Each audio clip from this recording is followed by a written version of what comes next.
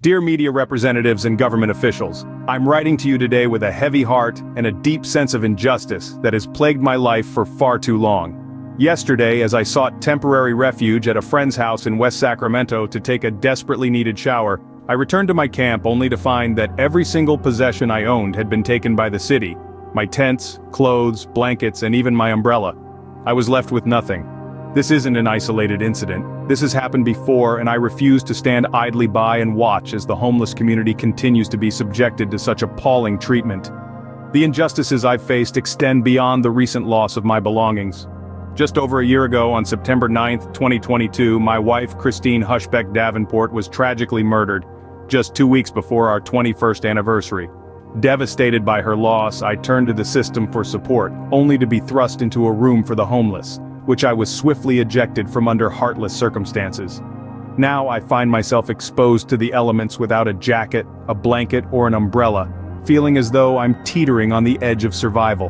What fuels my resolve to take a stand against this cruelty is not just my personal hardship, but the undeniable pattern of neglect and mistreatment faced by the homeless in West Sacramento. I refuse to be another silent casualty of a system that fails its most vulnerable members. A system that has already taken so much from me.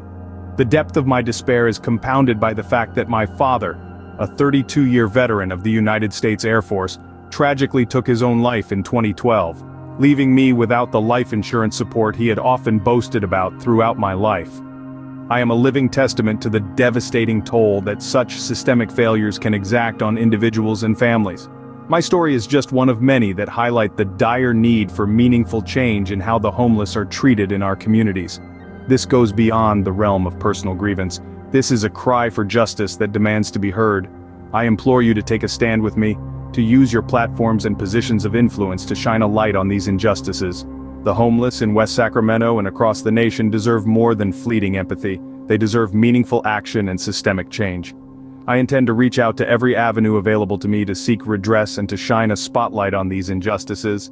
I ask for your support, your solidarity, and your willingness to speak out against the flagrant disregard for human dignity that persists within our society. Thank you for taking the time to consider my plea, and I look forward to your support in the fight for justice. Sincerely, Jason Stark.